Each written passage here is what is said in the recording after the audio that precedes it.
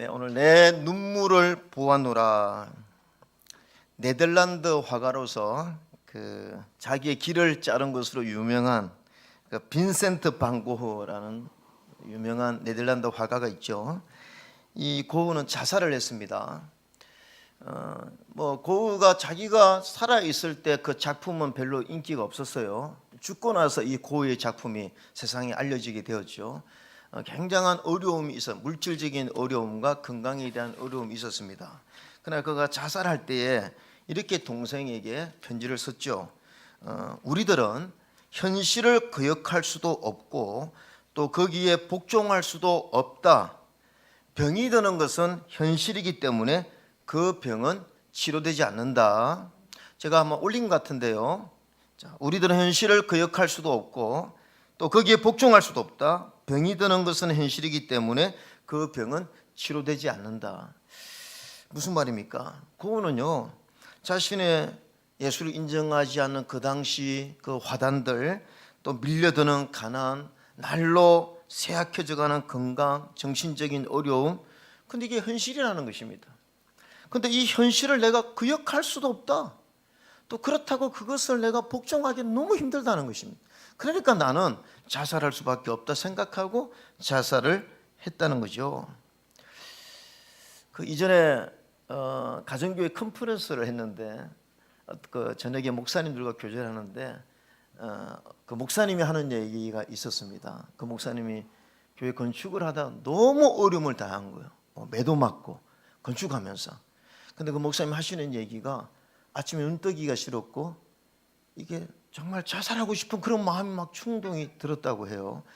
목사인데 솔직히 부끄러운 고백을 하시면서 하는 얘기가, 그러면서 그때 너무 고통을 당하니까 본인이 설교 시간에 성도들에게 이렇게 막 어떻게 그리스도인이 자살을 하느냐고 막 함부로 이렇게 설교했던 것이 후회되고, 또 본인이 이게 자살이 아무나 하는 게 아니라는 거, 너무 그게 쉬운 게 아니라는 거, 얼마나 고통스러웠으면 이게 죽을 수도 없는 그런 상황에 본인이 직면해 보니까, 야, 자살하는 사람들의 그 고통이 얼마나 클까?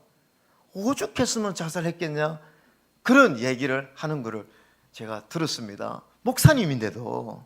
그래서 야, 정말 사람이 극한 고통에 다갔으면은 현실을 거역할 수도 없고 또 그것에 복종할 수도 없고, 그러니 정말 삶의 소망을 잃어버리고 그렇게 되는 경우가 있을 수 있겠다. 제가 간접적으로 그 목사님을 통해서 좀 간접적으로 느낀 것이 있습니다만은, 여러분 이번에 우리가 이제 코로나로 인해서 정말 아주 극한 어려움에 빠진 분들이 많죠. 특별히 여러분들이 TV를 통해서도 봤겠지만 그 소상공인들, 그 자영업자들, 정말 뭘 해도 이제 안 되는 상황이 계속해서 있고 내가 뭔가 하고 싶어도 아무것도 할 수 없는, 있는 힘이 없을 때, 이럴 때 우리는 정말 절망합니다.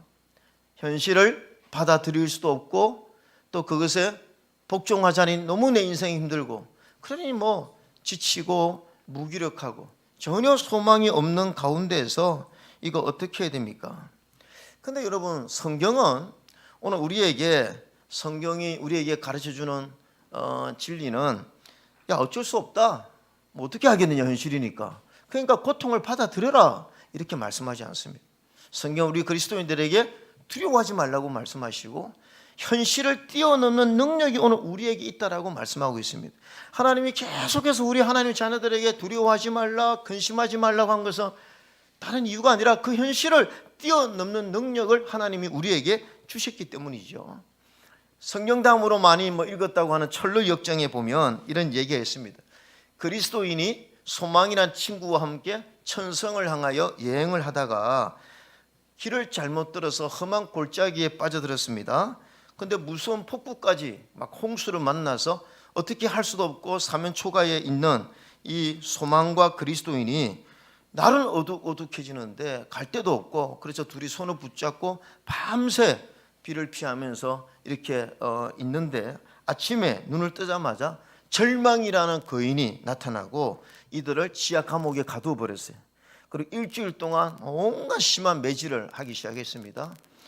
그리고 이제 그러니까 거의 초죽음이 되었죠. 그런데 이제 그 절망이라는 거인이 와서 독약을 던져주면서 마시고 죽으라고 이렇게 명령합니다. 마시지 않으려고 이렇게 버티자 너가 마시지 않으면 날이 밝으면 너를 데리고 나가서 갈기갈기 찢어서 죽이겠다고 이렇게 협박을 하고 갑니다. 이때 이제 마지막 밤일지도 모른다는 생각에 이 그리스도인과 소망은 하나님 앞에 기도하면서 막 기도하다가 갑자기 떠오르는 생각이 있은 거죠. 그러면서 이렇게 고백했습니다. 자유롭게 다닐 수 있는 내가 어리석게 악취나는 지하실에 갇혀 있다니 이게 무슨 꼴인가? 어느 자물쇠든 열 수 있는 언약의 열쇠가 내 품에 있는 것을 잊어버렸구나. 고난이 나를 너무 낙심시켜서 내가 가지고 있는 언약의 열쇠가 있다는 것을 내가 망각하고 살았구나. 그러면서 자기 주머니 속에 있는 그 열쇠를 꺼내가지고 그 감옥의 문을 열고 도망 나온 것입니다. 이 이야기가 천류역정에 있는 거죠. 이게 무슨 얘기입니까? 그리스도인이 이 땅에 살면서 예기치 않은 어려움과 고난을 만날 수가 있다는 것입니다. 그때 우리 그리스도인들 우리 품속에 뭐가 있냐? 언약의 열쇠가 있다는 거죠. 이 언약의 열쇠가 무엇입니까? 하나님 우리에게 주신 믿음과 기도인 줄로 믿습니다. 그래서 믿음의 기도를 하면 그 기도가 언제든지 우리 인생의 고난을 뛰어넘는 현실을 받아들이지 않고 그 현실을 뛰어넘는 초월적 능력이 바로 우리 그리스도인들이 가지고 있는 믿음과 기도라는 것입니다. 여러분, 문이 모두 닫혀 있습니까? 혹시 우리 하나님교회 성도님들 가운데 이번 이런 여러 가지 어려움 때문에 내 인생에 문이 다 닫혀 있다 생각하면 아닙니다. 우리에게는 그 문을 열 수 있는 열쇠가 있다는 것이죠. 여러분, 지난 2년 동안 우리는 힘든 시간들을 보내왔죠. 그래 이렇게 막 좀 어렵게 시간들을 계속해서 보내오다 보니까 우리에게는 뭐가 찾아오냐면 무기력감입니다. 그리고 이 부정적인 마인드가 자꾸 그 패배의식, 이제는 쉽지 않을 거야. 이제는 뭐 쉬운 세상이 아니야. 이제 뭘 해도 이제는 뭐 옛날 같은 그런 분위기는 이제 있을 수가 없어. 교회도 마찬가지고 이런 마음들, 이 부정적인 마인드가 우리 안에 자리 잡기 시작하고 그래서 우리는 일상의 회복 이런 여러 가지 회복들이 필요합니다. 그러나 그 중에 가장 필요한 것은 뭐냐? 저는 믿음의 회복이라고 생각합니다. 믿음이 회복되면요 일상의 회복은 자연스럽게 따라오는 줄로 믿습니다. 그래서 오늘 저는 너전비 기도회에 우리가 한번 좀 동력을 가지자는 뜻에서 오늘 이 본문을 정해서 말씀을 준비했는데요. 히스기야, 오늘 본문은 히스기야입니다. 히스기야 딱 그런 상황이에요. 히스기야는 원래 믿음으로 살려고 노력했던 사람입니다. 유다의 솔로몬 이후에 유다의 역대 왕들 중에 가장 하나님 앞에 성실하게 살려고 노력했던 왕 중에 한 사람이죠. 그런데 오늘 이 본문에 보니까 히스기야가 죽을 병에 걸린 것입니다. 그런데 오늘 이 해에 이 히스기야는요 정말 그 역대의 가장 힘든 두 가지 그 고난에 직면하게 됩니다. 여러분 히스기야가 지금 14년입니다. 히스기야는 29년간 유다 왕으로 통치를 했거든요. 근데 지금 14년째 일어났던 이 해에 두 가지 일을 직면하게 되는데 근데 갑자기 이사야를 통해서 너 죽는다. 하나님이 이 히스기야가 병에 걸렸는데 이게 죽을 병인 겁니다. 그런데 이사야를 통해서 너 이제 죽는다. 사형 선고를 내려버린 거죠. 자, 그게 이제 38장 1절입니다. 한번 읽겠습니다. 시작. 그때 히스기야가 병들어 죽게 되니 아모스의 아들 선지자 이사야가 나아가 그에게 이르되 여호와께서 이같이 말씀하시기를 너는 내 집에 유언하라 내가 죽고 살지 못하리라 하셨나이다 하니. 여러분 아마 이 주석가들은 이 병이 무엇이냐 악성 종기가 아니겠느냐. 악성 종기. 그 당시 이런 몸에 악성 종기가 나면 죽는 일이 많았는데 이제 이사야가 와서 너 죽는다는 것입니다. 그런데 지금 오늘 이 히스기야가 이런 청청병력 같은 소리를 들었을 때는 언제냐? 바로 그 직전에 어떤 일이 있었냐 하면 BC 8세기에 그 당시 세계를 점령했던 아수르의 군대가 예루살렘 성을 완전히 포위했습니다. 그 아수르의 군사령관 랍사게가 성 앞에까지 와서 아주 협박을 했죠. 압박을 하고 사네립 왕이 편지를 보냅니다. 그러면서 뭐라고 하느냐 하면 나 아수르 왕은 여러 나라 세계를 정복했다. 그 나라의 신들을 다 무력화시켜 버렸다. 너희가 믿는 여호와 신이라고 해서 내 앞에서 어떻게 되겠느냐. 항복하고 그냥 문을 열고 항복하라. 그리고 이스라엘이 믿고 있는 하나님을 그냥 세상의 잡신으로 취급해 버리는 거죠. 하나님을 능욕합니다. 그때 히스기야가 어떻게 합니까? 히스기야가 37장 3절에 이사야에게 이렇게 고백합니다. 한번 볼까요? 자, 이사야 37장 3절 시작. 그들이 이사야에게 이르되 히스기야의 말씀에 오늘은 환난과 책벌과 능욕의 날이라 아이를 낳으려 하나 해산할 힘이 없음 같도다. 오늘 이 절박한 상황에 대해서 왕으로 있는데 아수르 왕 그 대단한 왕이 엄청난 군사를 이끌고 예루살렘 성을 포위해 버리고 이렇게 하니까 이거 전쟁을 할 수가 없는 거예요. 전쟁을 어떻게 해서 이길 성산이 없는 것입니다. 그래서 뭐라고 고백하느냐 하면 내가 아이를 낳으려 하나 해산할 힘이 없도다. 그럴 때 있지 않습니까? 아이를 낳아야 되는데 해산할 힘이 없다. 이것은 환난과 공고의 날이 나에게 찾아왔다. 아무런 힘이 없다. 너무 무기력하다라고 고백하는 것입니다. 그런데 히스기야는 그 무기력함으로 끝내지 않았다는 거예요. 어떻게 했습니까? 히스기야가 하나님의 전에 올라간 것입니다. 여호와의 전으로 올라가서 어떻게 합니까? 편지를, 그 사네립이 보낸 편지를 하나님 앞에 읽는 겁니다. 하나님, 사네립이 이런 편지를 보내왔습니다. 어떻게 하면 좋겠습니까? 하나님이 좀 도와달라고 간절히. 자, 14절 히스기야가 그 사자들의 손에서 글을 받아보고 여호와의 전에 올라가서 그 글을 여호와 앞에 펴놓고 15절 여호와께 기도하여 이르되 기도했죠. 하나님이 어떻게 역사하셨습니까? 하나님이 역사하셔가지고 18만 5천 대는 그 아수르 군대가 스스로 혼란이 돼가지고요 다 자멸해버리고 그 사네립 왕은요 본국으로 돌아가서 두 아들에게 살해를 당하고 죽게 됩니다. 하나님 역사하신 거죠. 이런 역사가 일어났습니다. 그래서 겨우 이 생명의 위기에서 거의 살아난 시점에 또 이런 일이 생겨난 것이에요. 그러니까 엎친 데 겹친. 이제 숨 좀 쉴만 하려고 하는데 갑자기 이사야를 통해서 너 이제 죽는다. 죽는다. 여러분 이때 히스기야 또 어떻게 합니까? 오늘 히스기야가 자 3절, 4절, 2절, 3절 한번 읽어보겠습니다. 2절, 3절 시작. 히스기야가 얼굴을 벽으로 향하고 여호와께 기도하여 3절 이르되 여호와여 구하오니 내가 주 앞에서 진실과 전심으로 행하며 주의 목전에서 선하게 행한 것을 기억하옵소서 하고 히스기야가 심히 통곡하니. 조금 전에도 국가의 엄청난 위기 앞에서 히스기야는 하나님 앞에 성전에 기도했고 또 자신의 죽음 이 위기 속에서도 히스기야는 뭐라고 합니까? 하나님 앞에 가서 전심으로 행하며 하나님 나를 기억해 달라고 심히 통곡했습니다.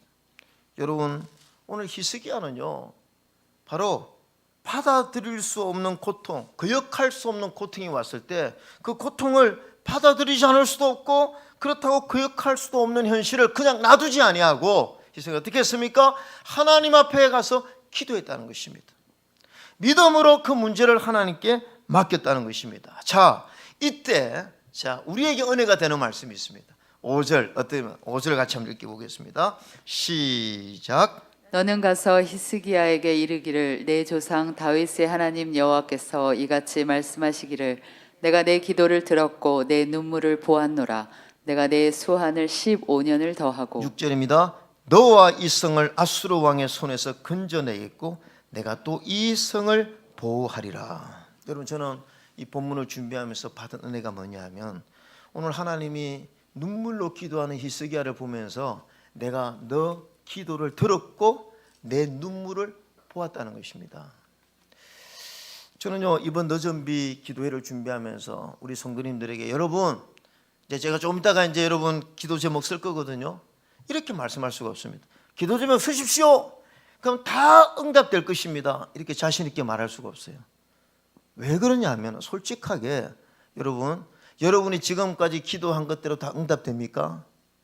응답되는 것보다요 응답되지 않는 게 더 많죠. 현실적으로 내가 기도한 대로, 물론 하나님은 우리가 기도한 모든 걸 다 응답하시지만, 물론 우리가 늦은 비에 기도하면 어떤 분들은 막 간절하게 기도 제목을 쓰면서 목사님 이번에 늦은 비 기도대로 응답되었습니다라고 저에게 간증하는 분도 있지만, 왜 나는 매번 늦은 비 이런 비에 기도 제목 써서 기도하는데 왜 하나님 내 기도에 응답하지 않을까, 이렇게 고민하는 분들이 있습니다. 저는 그럴 수 있다고 생각해요.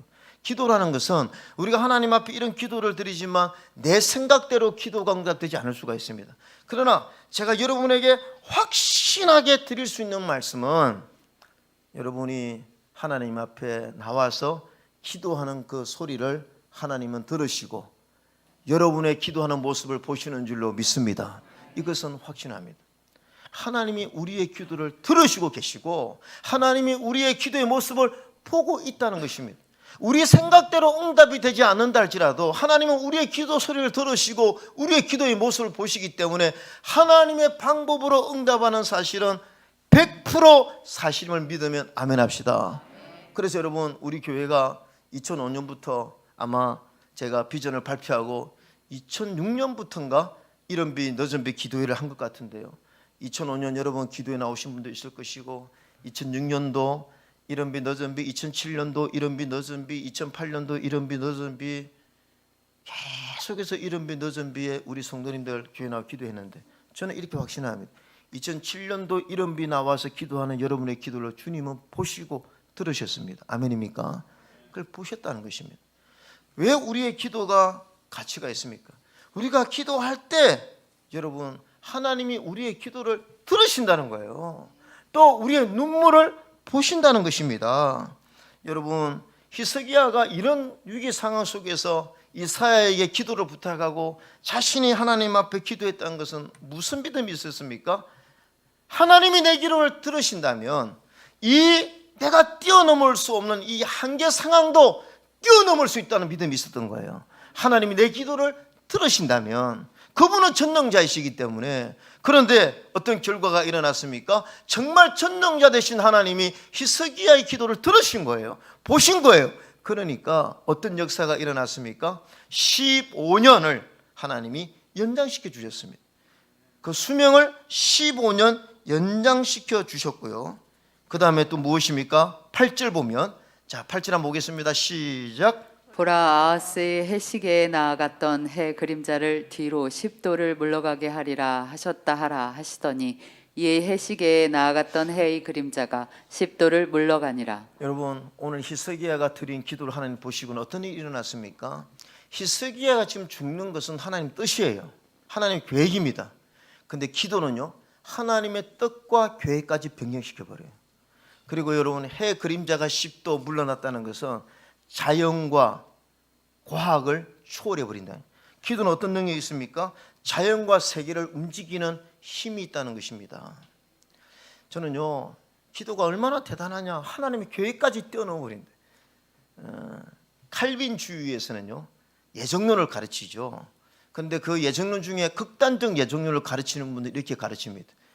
전도할 필요도 없습니다, 여러분. 왜? 하나님이 이미 구원받을 자는 딱 예정해서 구원시키고 구원받지 못할 자도 이미 예정된 겁니다. 그래서 하나님이 한번 택하기로 작정하신 분들은 어떤 일일 수도 전도가 되고 구원받고, 하나님이 택정하지 않은 분들은 해도 소용없습니다. 이렇게 극단적 그 예정론을 가르치는 분이 있는데, 저는 뭐 극단적 예정론을 받아들이지 않지만 그런 분들이 이렇게 이야기하고 싶어요. 그래도 기도하면 됩니다. 왜? 만약에 그렇게 하나님이 결정하셨다 하더라도 기도는 하나님의 계획까지 움직일 수 있는 힘이 있는 줄로 믿습니다. 그러니까 여러분, 이 기도가 얼마나 능력이 있습니까? 자연과 세계는 잘 변경되지 않죠. 어떻게 자연 법칙이 변경되겠습니까? 그런데 오늘 이 본문이 우리에게 보여주는 것은 뭐냐 하면, 기도는 자연과 세계도 움직이는 힘이 있다는 거죠. 실제로 우리 예수님이 이 땅에 오셔서 그런 역사를 많이 일으켰죠. 신약성경 마가복음 9장 14절 29절에 보면, 벙어리 귀신 들린 아이를 데리고 왔을 때 다 못 고쳤습니다. 근데 주님이 안수하고 나서, 고치고 나서 뭐라고 얘기했습니까? 제자들이 우리가 어찌 능히 이 귀신을 쫓아내지 못하였나이까 여쭈었을 때 예수님이 이렇게 대답했습니다. 기도 외에 다른 것으로는 이런 종류가 나갈 수 없느니라. 여러분, 그래서 두 가지 우리 알아야 됩니다. 첫 번째 뭐냐면 기도로만 해결되는 것이 있다는 거예요. 우리 삶에 오직 기도로만 해결될 수 있는 것들이 있다는 것입니다. 두 번째가 뭐냐면 우리는 능히 해결하지 못하는 현실적인 상황이 있을 수 있다는 거죠. 이 기도의 중요성을 우리에게 강조하지 않습니까? 사랑하는 성도님들, 우리가 살면서 때때로요, 오늘 히스기야가 갑자기 한 해에 그냥 엎친 데 겹친 격으로 이 고난을 당한 것처럼 내가 아무 힘이 없다고 느껴질 때가 있습니다. 우리 인생에 그럴 때가 옵니다. 내가 자식을 어떻게 키울지, 부모인 내게 아무 힘이 없다고 여겨질 때가 있고, 도대체 이 사업 내가 어떻게 꾸려가야 할지, 생존이 가능할지, 어떻게 아무 대안이 없다. 나는 이제 아무 내 삶에 계획을 세울 수도 없고 대안이 없다라고 그렇게 고민에 빠질 때가 있을 수 있습니다. 그럴 때 여러분, 내 팔자는 왜 이렇지? 내 팔자가 사납구나. 내 인생은 왜 이렇게 재수가 없어? 왜 이렇게 하는 것마다 되지 않지? 여러분, 그게 그리스도인의 고백이 아니라 좌절하고 낙심하는 것, 이것이 그리스도인의 삶이 아니라 여러분, 히스기야처럼 나는 아무 힘이 없고 내가 할 수 있는 것은 아무것도 없지만 나는 하나님이 내 기도를 들어주신다면 소망이 있다. 그래서 마치 이 그리스도인과 소망의 천로역정에서 언약의 열쇠를 꺼내든 것처럼 우리가 하나님 앞에 나와서 내 문제를 하나님 앞에 내어놓고 기도하면요, 여러분, 그것이 열쇠가 되어서 우리 인생의 문제를 해결하는 능력이 되는 줄로 믿습니다. 그래서 여러분, 회복이 필요한 이때에 가장 우리에게 필요하고 가치 있는 것은 저는 기도라고 믿습니다. 신명기 11장에 여호와께서 너희의 땅에 이른 비 늦은 비를 적당한 때에 내리신다고 우리에게 약속하셨어요. 저는 우리 하나님교회 성도님들이 기도의 능력과 가치를 믿었으면 좋겠습니다. 이번에 대한민국이 요소수 때문에 얼마나 난리가 났습니까? 저는요, 요소수가 뭔지도 몰랐어요. 그런데 이번에 알아보니까 요소수가 그렇게 이 디젤 차는요, 요소수가 없으면 움직일 수가 없는 거죠. 없으니까 이게 얼마나 가치가 있느냐. 저는요, 기도는 요소수보다 100배 우리 인생을 움직이게 하고 우리의 삶을 움직이게 하는 그 능력은 저는 요소수가 아니라 기도에 있다고 생각하는 거죠. 항상 제가 이 이른 비 늦은 비를 하면서 설교를 준비하면서 저는 오늘 이 설교를 듣지 않아도 늦은 비에 사모하는 마음으로 오시는 성도님들이 3분의 1이라고 생각합니다. 우리 교회 성도님들 가운데. 그런데 또 어떤 분들은 내가 사모하는 마음은 없지만 그래도 순종해야지, 자의반 타의반으로 그래도 순종하려고 하는 성도가 3분의 1쯤 된다고 생각합니다. 나머지 3분의 1은 나는 주일 예배 외에는 이런 행사에 참석하기도 어렵고, 또 나는 사실 기도에 나가봤자 기도도 잘 안 되고 무슨 기도를 해야 될지도 모르고, 나는 이른 비 기도회, 늦은 비 기도회에 가는 게 너무 나에게는 어렵다, 이렇게 생각되어지는 분도 저는 3분의 1이라고 생각합니다. 제가 이제 지금까지 이른 비 늦은 비를 해보면서 그런 결과를 얻었죠. 오늘 저는 마지막에 있는 분들에게 호소합니다. 막 사모하는 마음으로 오시는 분들, 또 내가 좀 부담은 되지만 그래도 순종하려고 이렇게 오시는 분들은 근데 나하고는 이른 비 늦은 비는 전혀 힘들고 나는 기도가 뭔지 모르겠다 하시는 분들에게는, 여러분, 오늘 이 히스기야의 기도를 통해서 우리 하나님은 무엇을 보기를 원하시느냐? 여러분들이 기도 소리를 듣기를 원하시고 여러분이 기도하는 모습을 보기를 원하시는 줄 믿으시길 바랍니다. 기도가 되지 않아도 시간을 내고 차를 몰고 와서 교회 주차장에다 주차를 하고 늦은 비 참석해서 찬송을 부르고 안 되는 기도라도 해보려고 하는 그 모습을 하나님 보시는 줄로 믿습니다. 저는 이번 늦은 비 기도에 그저 그런 모습이라도 좀 하나님 앞에 보여서, 하나님, 내 인생의 주인은 내가 아니라 하나님이 내 인생의 주인이 되길 원하고, 내 힘으로 살아가는 것이 너무 좀 벅차고 힘든데 하나님 좀 도와주셔서 적당한 때에 이른 비 늦은 비를 좀 내려주셔서 내 인생이 쉬워지게 하시고, 거역할 수 없는 현실이 아니라 현실을 뛰어넘는 그 하나님의 능력을 좀 경험하게 하옵소서.